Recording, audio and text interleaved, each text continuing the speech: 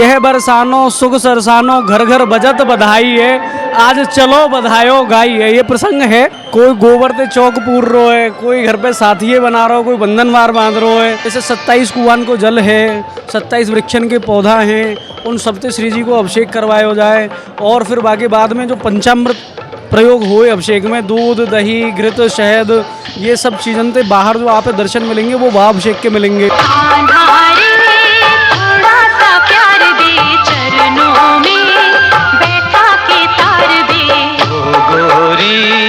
घूंघट उघार दे, प्रेम की भिक्षा झोली में डाल दे।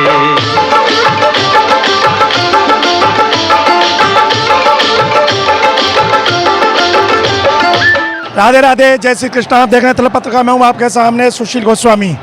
इस वक्त हम बरसाना के विश्व प्रसिद्ध राधा रानी मंदिर के उस प्रांगण में मौजूद हैं। यहाँ प्रतिवर्ष विश्व का एक बहुत ही बड़ा उत्सव राधा जन्मोत्सव मनाया जाता है। इस बार राधा रानी का 5252वां जन्मोत्सव बड़े धूमधाम से बरसाना में मनाया जा रहा है। मेरे साथ बरसाना के ही सेवायत पुजारी यहाँ के गोस्वामी मौजूद हैं, डॉक्टर यज्ञ पुरुष गोस्वामी।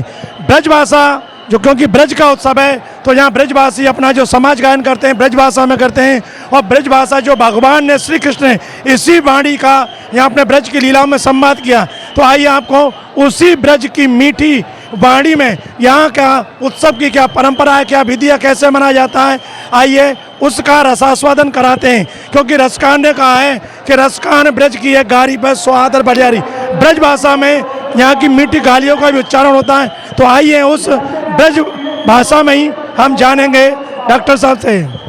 तो डॉक्टर साहब, आपके बरसाना में राधा रानी को जो जन्मोत्सव है वो कैसे मनाया जाए, कहाँ बाकी परंपरा है, कैसे आनंद होए, कैसे उल्लास होए, समाज में रसकन के पदन को भी आप गायन करें बड़ी मधुरता के संग, तो कैसे उत्सव होए बताओ ने तनक।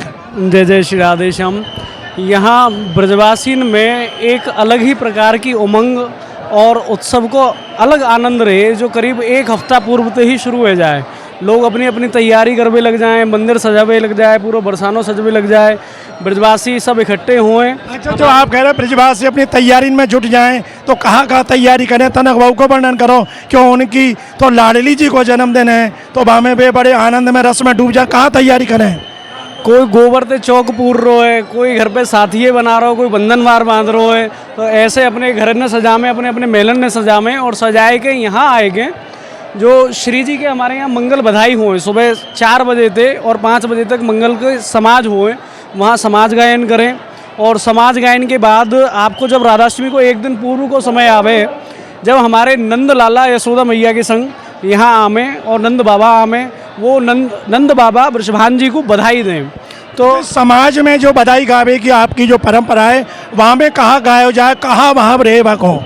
यह बरसानो सुख सरसानो घर घर बजत बधाई है, आज चलो बधायो गाई है। ये प्रसंग है एक पद का, वो मैं आपको दे रहा हूँ। तो जो बधाई गाते हैं गोपियाँ बैठ करके, और हाँ जो ग्वाल बाल सब आमे वे जो बधाई गामे, आज चलो बधायो गाइए जी, आज चलो बधायो जाइए, कीरत को कोतिक कूख कीरत की प्रगति, सब सखी मंगल गाइए, आज बरसानो सुख सरसानो घर घर बजत बधाई, कोट कुबेरन हूते अधिकी, संपत भान लौटाइए, आज चलो बधायो।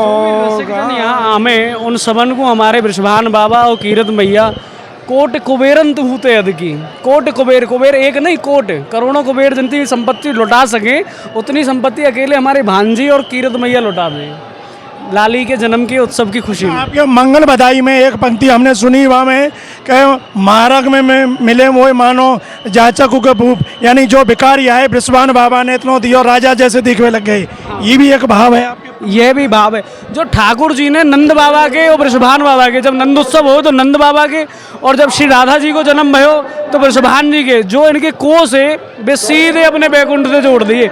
इनके पास संपत्ति की कमी ना रही वह समय लुटावे को, तो कोट कुबेरन होते अधिकी संपत्ति भान लुटाइए, आज चलो बधायो गाइए, ऐसो भाव लेके सब सखी यहाँ आमे भान महल में इकट्ठी होएं और भान बाबा दे बधाई मांगे।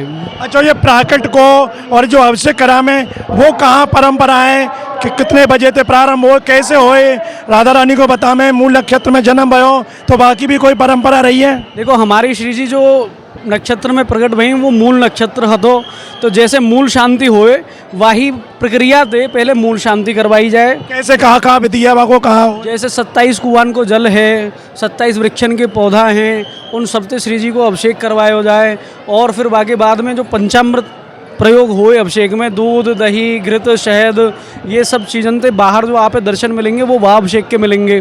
अंदर मूल शांति करवा के वहाँ गोस्वामी परकर जिनकी सेवा है वो भीतर दर्शन करेंगे और मूल शांति करा के अभिषेक करा में फिर बाहर आपके लिए सबके लिए दर्शन व पंचामृत अभिषेक के होते हैं। और फिर वहाँ के बाद दोपहर में वृषभानोत्सव कैसे मनाया जाए, कैसे कैसे वहाँ में उत्सव होए, कहाँ संयुक्त समाज गायन, कितनी भीड़ हो, कहाँ हो, भाव को ने वर्णन कर दो।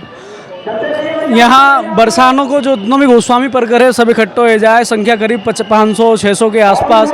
नंदगांव के गोस्वामी परकर जो नंद बाबा और यशोदा मैया के स्वरूप में आमे यहाँ, वो यहाँ आकर के अपने श्री महल में बधाई उत्सव मनावे, सब सखी मंगल गाइए, ऐसा जो है पद गान होता है।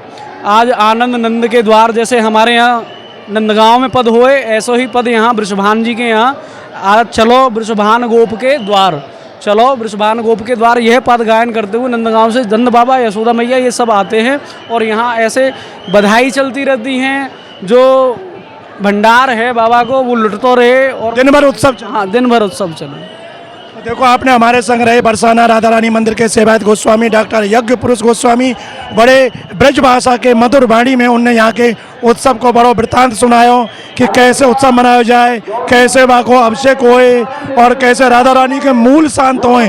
कितनी सुंदर परंपरा है, जो लोक मानस में जो परंपरा निभाई जाए वही ब्रजभाषी नवा भाई मना में, और ब्रज भाषा में पदन को जब गायन होए तो बड़ा मधुर लगे है कि क्या तरीका थे नंदगाम बरसाने के संयुक्त रूप में यहाँ के समाजी गण हैं, गोस्वामी गण बड़े सुंदर भाव दे राधा रानी को गुणगान करें, उनके जन्म की बधाई। तो आपने आज तिलक पत्रिका के माध्यम से जानो कैसे बरसाना में राधा रानी को जन्म उत्सव मनाया जाए।